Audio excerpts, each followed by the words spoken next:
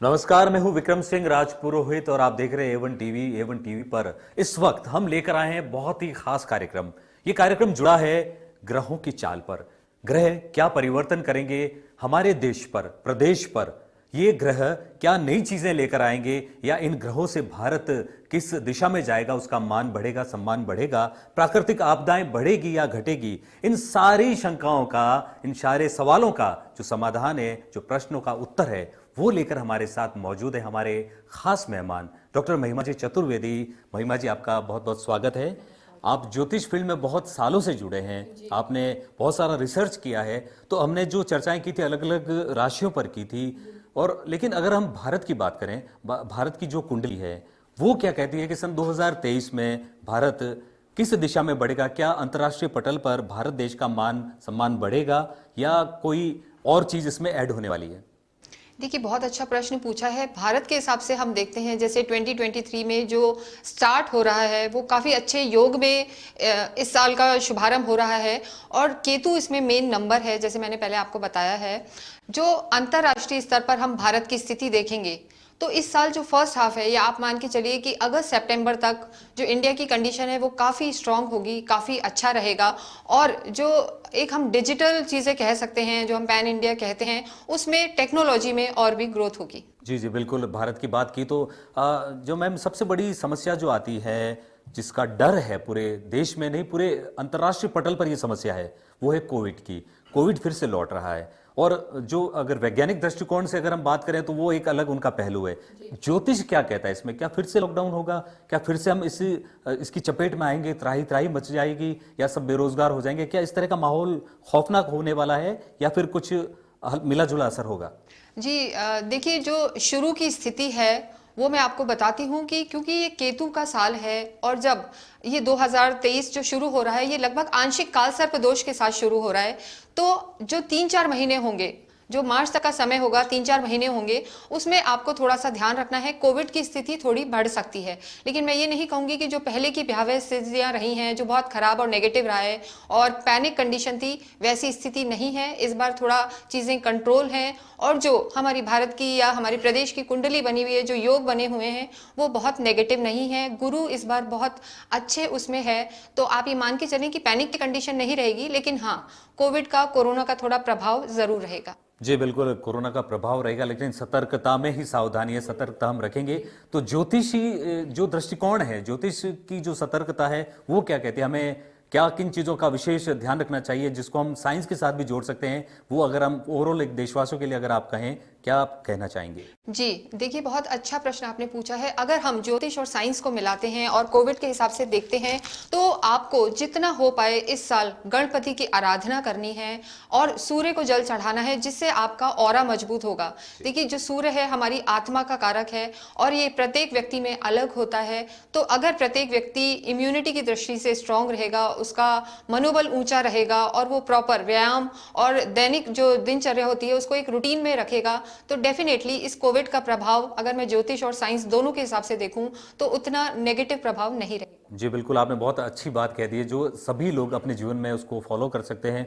और जो आप बात बता रहे थे कि 2023 में भारत की कुंडली, उसमें आप जो केतु का प्रभाव बता रहे थे और गुरु का, तो अगर इसे हम थोड़ा सा और सरल शब्दों में समझना चाहें तो आम जन से जुड़ी हुई चीज के बारे में, अगर केतु कैसे प्रभाव डालेगा और गुरु किस तरह सकारात्मक रहेगा? जी, अगर जैसे मैं आपको केतु का बता रही हूँ, केतु देखिए एक ऐसा कारक है जो कहीं ना कहीं पे मानसिक तनाव देता है। तो अगर हम ओवरऑल स्थिति देखें व्यक्ति के हिसाब से या देश के हिसाब से, तो सभी लोगों पर इसका थोड़ा सा नकारात्मक प्रभाव रहेगा। लोग मानसिक तनाव में रहेंगे, और ये मंगल के साथ रोचक और कलह योग भी बना देता है। तो कई बार लड़ाई झगड़े की संभावना रहेगी, लोगों का पेशेंस कम रहेगा, और छोटी छोटी बातों में उनमें एग्रेशन रहेगा। तो आपको ये कोशिश करनी है कि ज्यादा से ज्यादा गणेश जी की आराधना करें, और आपस में एक सामंजस्य बिठा के रखें, सद्भावना से रहें, और किसी भी तरीके से लड़ाई का या एक नेगेटिव माहौल ना बने। जी जी, बिल्कुल बिल्कुल, इसी पॉइंट पर मैं आने वाला था कि देश में जो अमन चैन होता है, सांप्रदायिक सद्भाव होता है, तो क्या इस बार ऐसा कुछ होने की संभावना है, आशंका है? संभावना तो नहीं कहूंगा, आशंका तो नहीं है इस बार जो केतु है वो जी, क्या देखिए, डालेगा? केतु भी है, और इसके साथ साथ ही अगर हम देखें तो गुरु की स्थिति ऐसी है। देखिए, थोड़ा बहुत हो सकता है, लेकिन अगर हम मेजर रूप में देखें तो भारत में ऐसी बहुत कोई मेजर संभावना नहीं है कि अमन चैन हमारा खोए, और ये हमारी भी एक मॉरल ड्यूटी है कि हम यह ध्यान रखें। और जो एक चांडाल योग बन रहा है राहु और गुरु का, उसमें जरूर लोगों में मानसिक तनाव बढ़ सकता है जो सेकंड हाफ में रहेगा। और उस समय शनि भी वक्रीय रहेगा और गुरु भी वक्रीय रहेगा। तो उस समय अगर हम भारत के हिसाब से कहें या बीमारी हारी के हिसाब से कहें या आपसी मन मुटाव या पॉलिटिकल चेंजेस के हिसाब से रहे, तो वो जो समय है थोड़ा नाजुक रहेगा। जी बिल्कुल, समय नाजुक रहेगा, लेकिन अपने मन को नियंत्रण में रखना है। सांप्रदायिक सद्भाव भी हमारे हाथ में ही होता है, हम अपने मन को काबू में रखें। हालांकि ग्रह इफेक्ट डालेंगे, आपने जिस तरह से बात बताई है कुंडली के हिसाब से तो चलेगा ही। अगर हम बात करें भारत की पूरे अंतर्राष्ट्रीय पटल पर, तो क्या वो फिर से विश्व गुरु बनने की ओर अग्रसर है, ऐसा कुछ संकेत है? जी देखिए, केतु का एक तो नेगेटिव पार्ट भी है और एक केतु अगर आप देखेंगे तो केतु और गुरु का आध्यात्मिक रोल बहुत महत्व है। और जो हमारा देश रहा है एक योग, जो हमारा संस्कार संस्कृति का पूरा माहौल है, ये डेफिनेटली 2023 में और बढ़ेगा।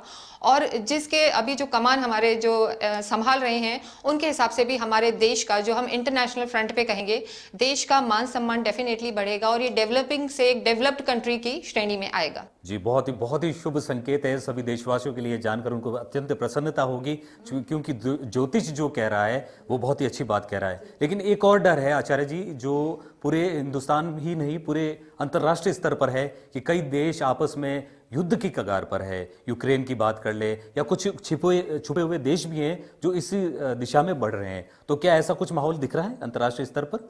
जी देखिए, अगर हम अंतर्राष्ट्रीय स्तर को देखें, जो नाटो कंट्रीज हैं और जो यूक्रेन और रशिया की स्थिति बनी हुई है, उसमें जो अमेरिका का भी जो एक इंटरफेरेंस बढ़ता जा रहा है, तो इसमें ज़रूर जो ये महीने रहेंगे मार्च से अक्टूबर में, ये काफ़ी नेगेटिव रह सकते हैं इंटरनेशनल फ्रंट में। और मंगल की स्थिति भी ऐसी है जो सभी में एग्रेशन बढ़ा देगा। तो भारत का देखिए जो इसमें रोल होना चाहिए, वो एक शांति दूत हमेशा रहा है और उसे सद्भावना और शांति फैलानी चाहिए। मैं यही भगवान से प्रार्थना करती हूँ। तो अगर हम भारत को देखें तो वो इंटरनेशनल फ्रंट पे उसमें कहीं इन्वॉल्व नहीं होगा और शांति बनाए रखेगा। जी बिल्कुल, आपने बहुत ही अच्छी बात कह दी है कि भारत इन चीज़ों में इन्वॉल्व नहीं होगा। और भारत इस वजह से ही जाना जाता है क्योंकि ज्योतिष का जो संबंध है वो हिंदुस्तान से है। हिंदुस्तान को पूरे विश्व ने इस मामले में सराहा है कि ज्योतिष एक बहुत बड़ा विज्ञान भी है और लोगों ने बहुत तपस्या की, आराधना की है। इसके अलावा कोई खास ऐसी बात जो भारत के दृष्टिकोण से आपको लग रही है कि 2023 में भारत के लिए ये अच्छी होगी? और मेन चीज़ मैं आपसे पूछना चाहूँगा कि हमने सब बात कर ली, जो कृषि प्रधान देश कहा जाता है भारत को, तो कृषकों के लिए, किसानों के लिए 2023 कैसा रहेगा? जी जो 2023 है ओवरऑल देखें तो हम भारत की दृष्टि से वैसे काफ़ी अच्छा समय जाएगा। बस जब शनि और गुरु कुछ वक्रीय होंगे तो थोड़ी सी टफ सिचुएशन आ सकती है, हमारी इकोनॉमी भी थोड़ी डाउन हो सकती है। लेकिन हम कहते हैं कि हमारा 70% जो देश है वो गांव में बसता है और किसान उसमें एक बहुत मेजर रोल प्ले करते हैं। तो जो किसानों की स्थिति है वो जून जुलाई के बाद काफ़ी अच्छी होगी और इस बार अच्छी फसल होगी। जो बारिश का भी समय होता है फसल की दृष्टि से, वो भी उनका काफ़ी अच्छा रहेगा। और कृषकों के लिए मैं एक और चीज़ देख पा रही हूँ, वो काफ़ी इस समय जो आगे रहेंगे ऑर्गेनिक और डिजिटल वर्ल्ड से जुड़ जाएंगे। जी डिजिटल वर्ल्ड जो आप बता रही हैं, तो भारत इस और भी बहुत आगे बढ़ रहा है, डिजिटल क्रांति आने वाली है। तो कृषि और डिजिटल क्रांति हम दो अच्छे संकेत मान सकते हैं 2023 के लिए। तो जिस तरह की राशि की तो हमने बात कर ली, तो जो केतु है आप बता रहे हैं अंक गणित के हिसाब से, अंक शास्त्र के हिसाब से, अगर उस परिप्रेक्ष्य में देखा जाए तो ये साल 2023 7 अंक से जुड़ा है। तो 7 अंक क्या कहता है भारत के बारे में, और सभी जानकारों अगर एक बात में समेट लिया जाए तो आप क्या कहेंगे इस बारे में? जी जो 7 अंक है वैसे ये बहुत अच्छा अंक है, ये आध्यात्मिक अंक भी है और प्रोस्पेरिटी का भी अंक है, ये गूढ़ रहस्यों का भी अंक है। अगर हम भारत के हिसाब से देखें तो इस साल ज़रूर कोई अच्छी इन्वेंशंस हो सकती हैं, साइंटिस्ट काफ़ी कुछ अच्छा काम कर सकते हैं जो कि इंटरनेशनल पूरे जगत में और पूरे फ्रंट पे काफ़ी अच्छा रहेगा। साथ ही साथ केतु के लिए जो हम कहते हैं 1 नंबर और 2, 9, 6 ये नंबर, इनके लिए सब कुछ ओवरऑल बहुत अच्छा रहने वाला है। अगर हम भारत के हिसाब से देखें तो सिर्फ आपसी जो संप्रदाय है उसमें शांति बनी रहे और वो अग्रसर हों तो डेफिनेटली उनके लिए साल बहुत अच्छा रहेगा। जी बिल्कुल, और ये 7 की बात करें तो कई लोग होते हैं जो खुशकिस्मती से लकीली वो 7 नंबर ही है। जैसे मेरे मूलांक में अगर 7 आता है तो उस व्यक्ति को क्या खास करना चाहिए ताकि वो पूरा लाभ ले सके 2023 का?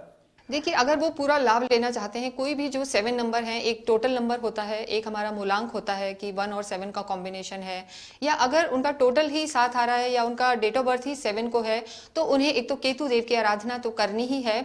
साथ ही साथ उनको कुछ चीज़ जो अपने बड़े गुरु हैं या जो अपने भाई बहन हैं उनसे उनको रिश्ते में सुधार करना है, तो डेफिनेटली उनकी ब्लेसिंग्स मिलेंगी और केतु के जो नेगेटिव प्रभाव हैं उससे वो बच पाएंगे। जी, कोई मंत्र, मूल मंत्र, महामंत्र या कोई ऐसा टिप्स जो सभी कर सकते हैं, जो 7 अंक से जुड़े हैं, खास तौर पर वो ऐसा कोई मंत्र हो? देखिए 7 अंक के लिए भी, और केतु सभी की कुंडलियों में होते हैं, चाहे वो देश हो, विदेश हो या व्यक्ति हो, तो केतु से बचाव के लिए ओम केम केतवाय नमः, और केतु और राहु की नेगेटिविटी को कम करने के लिए सबसे ज्यादा गणपति की आराधना करनी चाहिए। तो आप गणपति अथर्वशीष पढ़ें, ओम गंगणपते नमः का जाप करें और जितना हो सके गाय की सेवा करें, तो डेफिनेटली आपके लिए ये साल बहुत अच्छा रहने वाला है। जी, तो हमने जाना देश में 2023 में राशियां, जो देश की राशि है, जो अंक है वो क्या कहता, विस्तार से हमने जान रहे थे साल 2023 में राशियां और ग्रह भारत के लिए क्या प्रभाव डाल रहे थे। विस्तृत चर्चा की डॉक्टर महिमा चतुर्वेदी जी ने, हर पहलू पर बात की। अब हम बात कर लेते हैं प्रदेश की। महिमा जी, राजस्थान प्रदेश कृषि प्रधान प्रदेश है, पशु यहाँ धन को माना जाता है, तो आप बताएं कि राजस्थान के लिहाज से साल 2023 किस तरह जाने वाला है? देखिए राजस्थान के हिसाब से अगर हम देखते हैं तो ये साल काफ़ी अच्छा जाने वाला है, लेकिन जो मार्च अप्रैल के बाद का समय रहेगा, जब जैसे शनि वक्रीय होंगे और गुरु भी वक्रीय होंगे, तो आपने बहुत अच्छा प्रश्न पूछा है। हम पशुधन के हिसाब से देखें तो वापस से कुछ पशुओं से रिलेटेड बीमारी आ सकती है, तो इस चीज़ का विशेष ध्यान रखना है। जो गांव वाले होते हैं, जो गांव के लोग होते हैं, किसान होते हैं, उन्हें अपनी जो फसल है और जो पशु हैं वही उनका असली धन होते हैं, तो उनका विशेष रूप से सितंबर से लेकर एंड ऑफ ईयर तक उनको बहुत ध्यान रखना है और कुछ ऐसे उपाय करने हैं जिससे उनके जो पशु हैं वो बच पाएं, अच्छे से रह पाएं और जो उनकी फसल है वो भी अच्छी ग्रो करे। जी बिल्कुल, और आपने पशुओं के बारे में बहुत सही बात बताई। उससे पहले ही सतर्क रहेंगे किसान भाई जो हमारे हैं। तो अब जो जिस तरह से मैंने आपसे सवाल पूछा था कि हिंदुस्तान का अंतर्राष्ट्रीय पटल पर कैसा रहेगा उसका परिदृश्य, तो अगर राजस्थान की बात करें, हालांकि सभी राज्य एक हैं, लेकिन एक रहता है, एक क्यूरियोसिटी रहती है कि राजस्थान कुछ प्रगति करेगा डिजिटल क्रांति की ओर, या कुछ ऐसी चीज जो प्रदेश को देश में सबसे अलग बनाए। देखिए जो राजस्थान की अभी स्थिति है, देखिए हम देख रहे हैं कि यहाँ पॉलिटिकल भी काफी उथल पुथल रह सकती है मार्च अप्रैल के बाद। जी। और उस वजह से जो हम देखते हैं कि गवर्नमेंट की जो स्थिति है वो विकास कार्यों पे उतनी शायद नहीं रह पाए, तो जो 3-4 महीने बीच के रहेंगे उसमें थोड़ी सी ग्रोथ राजस्थान की हम रुकी हुई मान सकते हैं। लेकिन अगर हम आगे का समय देखें तो जो आपने डिजिटल के लिए प्रश्न पूछा है, डेफिनेटली अब गांव-गांव के लोग भी डिजिटल पे बहुत ध्यान दे रहे हैं और भारत के पटल पर अगर हम देखते हैं तो राजस्थान एक अच्छा आगे बढ़ने वाला राज्य होगा।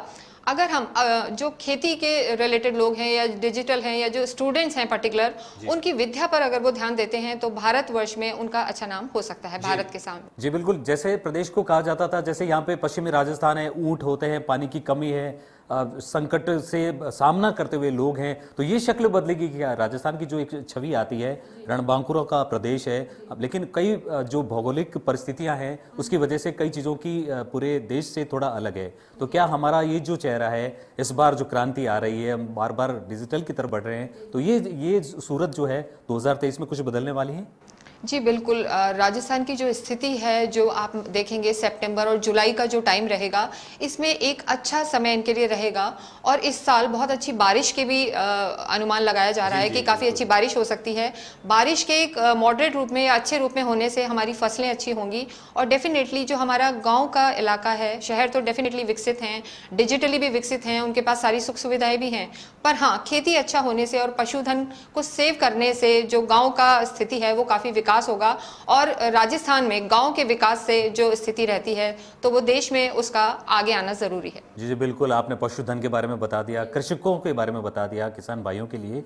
तो अगर हम बात करें, जैसे आपने थोड़ा सा हिंट दिया था शुरुआत में कि राजनीतिक रूप से कुछ उठापटक हो सकती है, कुछ परिवर्तन हो सकता है, तो राजनीति क्या कहती है राजस्थान की? देखिए क्योंकि जो स्थिति है अभी अक्टूबर में मंगल का रोचक योग बनेगा, जैसे मैंने आपको पहले भी बताया है, और गुरु भी वक्रीय होंगे, तो एक खींचातानी सी राजस्थान के पॉलिटिकल जो स्थिति है उसमें रह सकती है। जो मैं पर्टिकुलर नाम तो नहीं लेना चाहूंगी, लेकिन फिर भी क्या है कि जो स्थिति है वो आपस में खींचातानी की रहेगी, कुछ उथल पुथल हो सकती है और एंड ऑफ द ईयर में फिर राजनीतिक स्थिरता देखी जा सकती है। सत्ता परिवर्तन के योग हैं? जी बिल्कुल, सत्ता परिवर्तन के तो योग हैं ही। जी जी बिल्कुल, इस सवाल पे सभी की दृष्टि जरूर जमी होगी। तो प्रदेश की हमने पूरी बात कर ली, आपने देश के बारे में भी बहुत सारी चर्चा कर ली। अगर हम और बात करें ज्योतिष के हिसाब से, जैसे अंक की हमने बात की, तो कलर्स भी बहुत मायने रखते हैं। आपने ज्योतिष में मैंने कहीं पढ़ा है, और आप तो खैर उसकी ज्ञाता हैं, तो अगर कलर को या अपने पहनावे में या आम दिनचर्या में कलर्स का किस तरह से उपयोग किया जाए, या 2023 में पर्टिकुलर राशि वाले क्या करें क्या ना करें, उसके बारे में आपसे विस्तृत जानकारी जी, चाहिए। ये आपने बहुत अच्छा प्रश्न करा है कि देखिए हर इंसान, जैसे गांव के लोग हैं या शहर के भी हैं, बहुत सारे लोग स्टोन्स नहीं पहनना पसंद करते, तो वो कुछ कलर थेरेपी कर सकते हैं। जैसे अगर हम मेष का देखें तो मंगल उसका स्वामी है, तो वो रेड कलर को यूज करें, या भगवान के जैसे एप्पल हो गया, पोमेग्रेनेट हो गया, वो फल चढ़ाएं तो उनके लिए काफी अच्छा रहेगा। ऐसे ही जो दूसरी टॉरस राशि है, उसको सफेद और जितने भी ग्रे लाइट कलर्स होते हैं वो उनके लिए अच्छे रहेंगे। मिथुन और जो कन्या राशि है, दोनों के जो स्वामी हैं बुध हैं और गणपति उनके स्वामी हैं, तो उनके लिए green colour, parrot green colour, ये अगर वो पहनते हैं और इसी का ही जैसे मान लीजिए ग्रीन कलर के फ्रूट भगवान को अर्पण करते हैं, तो उनके भाग्य को बहुत प्रबलता मिलेगी। जी बिल्कुल, ये सामान्य रूप से आपने कहा कि जो इसमें कोई राशि की जरूरत नहीं है, कुंडली की जरूरत नहीं है, लेकिन पर्टिकुलर ये जो रंग है जो 2023 में केतु है, तो केतु को कौन सा रंग प्रभावित करता है? देखिए केतु के लिए जितने भी एक ग्रे शेड होते हैं, जी, वाइट ग्रे या थोड़ा सा जो सिल्वर कलर हम मान सकते हैं इस समय जो अच्छा रहेगा, चांदी का कलर, जी चांदी जी, का रंग, जी। तो वो आप प्रयोग कर सकते हैं। अगर केतु किसी की कुंडली में बहुत खराब है और केतु परेशान कर रहा है, मानसिक तनाव हो रहा है, और चांदी वो पहन सकते हैं। आपने बिल्कुल सही कहा है कि चांदी पहन सकते हैं। कपूर का दान उन्हें करना चाहिए, ये सभी लोग कर सकते हैं।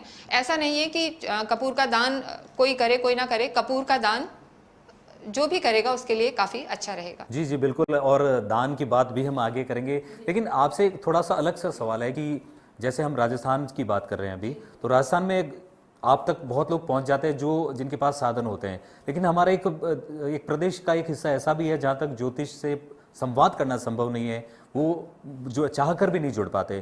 तो कुछ ऐसे टोटके हैं या कुछ ऐसे उपाय हैं जो गांव में बैठे हमारे किसान भाई या जो दूर देहात में लोग बैठे हैं वो ऐसा कर सके और अपने जीवन में आने वाली विपत्तियों से बच सके? जी, देखिए बहुत महत्वपूर्ण होता है। ये बात सही है कि ग्रह को सही करना या दान पुण्य करना इम्पोर्टेंट होता है, पर कई बार अगर आप अच्छे कर्म करते हैं, आपका पुरुषार्थ अच्छा होता है, तो वो भाग्य को बहुत सपोर्ट करता है। और जैसे सूर्य है तो वो पिता के कारक हैं, तो अगर आपके संबंध अपने पिता से अच्छे हैं तो डेफिनेटली आपका सूर्य प्रबल होगा। ऐसे ही चंद्रमा है, वो माँ का कारक है। केतु भी कहीं ना कहीं माँ को, बहनों को इफेक्ट करता है, तो अगर आप अपनी माँ से और बहनों से ब्लेसिंग्स लेते हैं तो डेफिनेटली आपका केतु और चंद्रमा अच्छा रहेगा। ऐसे ही जो गुरु है, गुरु के लिए हमें अपने गुरु, साधु, सन्यासी और बुजुर्ग लोगों को सम्मान करना चाहिए, उनकी सेवा करनी चाहिए, तो डेफिनेटली जो आपके गुरु हैं वो स्ट्रांग होंगे। इसी तरीके से मंगल जो हमारा भाई बहन के कारक होते हैं, भाई मेनली आप मान लीजिए जो हमारे अनुज ब्रदर्स होते हैं, उनके लिए मंगल काफी स्ट्रांग होता है। और बुद्ध के लिए भी हम देख सकते हैं कि जो गाय है, गाय की हमें सेवा करनी चाहिए। सब गांव में भी कर सकते हैं। गाय को चारा खिलानी चाहिए, गाय को सेवा करनी चाहिए। और जो तोते होते हैं, एक बहुत अच्छा उपाय मैं आपको बुद्ध के लिए बताती हूँ, जो 2007 में भी काफी लाभकारी, सॉरी इसमें भी लाभकारी रहेगा 23 में। आपको तोते जो होते हैं उन्हें पिंजरे सहित लेना है और फिर उन्हें उड़ा देना है, यानी उन्हें आजाद कर देना है। जी, तो पंछियों को आजाद करने से जो केतु के या गणेश, जो आपके बुध की नेगेटिविटी है, उसमें आपको काफी आराम आएगा। जी जी बिल्कुल, आपने तो बहुत ही ऐसे सरल उपाय बताए हैं जो किसी के भी जीवन से, राजस्थान की जो वो एक जनजाति है, जो लोग हैं जो दूर गांव में बस रहे हैं, उससे जरूर फायदा उठाएंगे। और हम बात कर लेते हैं 2023 में अंक की बात करें तो 7 जो अंक होता है वो किसका प्रतीक होता है, और प्रदेश का जो अंक है, प्रदेश के हिसाब से 7 क्या नई नई चीज लेकर आएगा? देखिए वैसे तो ये केतु का अंक है, मैंने पहले भी बताया, लेकिन जो प्रदेश के हिसाब से हम कहेंगे, जो मैंने आपको पहले बताया कि राजनीति में थोड़ा सा मनमुटाव, खींचातानी, एक दूसरे पे एलिगेशंस लगाना, ये केतु के थोड़े से नेगेटिव प्रभाव राजस्थान की राजनीति में पड़ सकते हैं। लेकिन यही अगर हम देखते हैं कि गांव वाले या धन दाने के हिसाब से या राज्य को आगे बढ़ाने के लिए, गांव हो या शहर, उसमें अगर आप केतु के जो दान करते हैं, काली चीज़ों का दान करते हैं, मछलियों को कुछ दाना डालते हैं, जो गांव वाले भी कर सकते हैं और शहर वाले भी कर सकते हैं, तो इससे राजस्थान काफी अग्रसर होगा और प्रत्येक व्यक्ति के लिए इसके काफी लाभकारी परिणाम आएंगे। जी बिल्कुल। अब एक ऐसा सवाल जो कई लोग होते हैं जिनको अपना जन्म तिथि पता नहीं होती, जन्म समय पता नहीं होता, दिन पता नहीं होता, जिनको पता ही नहीं कि उनकी राशि क्या है, उनके लिए भी तो साल नया है। तो उन लोगों के लिए आप क्या कहेंगे कि वो जो ऐसा उपाय करें जहाँ राशि भी काम ना आए, ना जहाँ जन्म समय ना हो? जी, देखिए उनके लिए मैं बताना चाहूँगी कि जिनके पास कुछ भी अपनी डिटेल्स नहीं है जन्म के बारे में, वैसे तो प्रश्न कुंडली होती है, लेकिन अगर आप वो भी नहीं कर पाएँ, तो आपको जो सबसे ज़्यादा करना है वो ओम नमो भगवते वासुदेवाय का जाप करना है, गायत्री के जाप करने हैं और साथ ही साथ सूर्य को जल चढ़ाना है। जी। और कुछ ऐसी चीज़ें हैं जैसे मंगल की जो नेगेटिविटी है, जैसे आप घर में लाल फलों का उपयोग कर सकते हैं, बुध के लिए आप हरी सब्जियां ज़्यादा खाएं, ये एकदम साइंटिफिक भी है और ये इन ग्रहों को भी सुधारती है। तो आप इस तरीके के छोटे मोटे उपाय करके अपना जीवन सुधार सकते हैं। जी बिल्कुल, आपने बहुत ही सरल उपाय बताए, क्योंकि ये आमतौर पर देखा गया है कि एग्जैक्ट टाइम डेट नहीं होती है तो फिर हम वो अपनी कुंडली नहीं बना सकते। तो कुल मिलाकर ये पूरी चर्चा हमने देश, प्रदेश और हर ग्रह पर करी, और जो अंक की बात भी की है हमने, तो कुल मिलाकर आप कह सकते हैं कि 2023 देश, प्रदेश और अंतर्राष्ट्रीय स्तर पर एक, अगर आपकी 2 लाइन में अगर मैं कहना चाहें तो मिला जुला कैसा रहेगा? अगर हम ओवरऑल देखना चाहें 2023 तो काफ़ी अच्छा रहेगा। बस कुछ चीज़ों का ध्यान रखना है कि बहुत ज़्यादा खींचातानी या मन मुटाव या एग्रेशन में नहीं जाना है, शांत मन से रहना है। और इसमें नियम बहुत ज़रूरी है कि आप दिनचर्या को एकदम सेटल करके चलें और भगवान का नाम लें। और इन सबके साथ जो सबसे इम्पोर्टेंट है, आप अपने कर्म को सुधारें, अपने बड़ों को, अपने रिश्तों को सुधारें और सबसे प्यार और सद्भाव से रहें। और मंत्र जरूर जोड़ दें आप साथ में, आपसे सब मंत्र ही सुनना जी चाहेंगे। जी, आप देखिए ओम केम केतवाय नमः, ओम गंगन पते नमः। और सूर्य के लिए तो आप जानते हैं कि आप गायत्री मंत्र भी करेंगे तो आपके लिए बहुत शुभ रहेगा।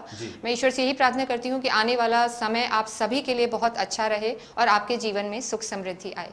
आपका बहुत बहुत धन्यवाद। आपने हर एंगल से, मतलब जितनी सरलता से आपने समझाया, मुझे पूरी उम्मीद है कि जो दर्शक है इस वक्त A1 टीवी पर, वो इससे बहुत फायदा लेंगे। आपने अपने ज्ञान का जो विस्तृत ब्यौरा है वो हमारे तक साझा किया, इसके लिए आपका बहुत बहुत धन्यवाद।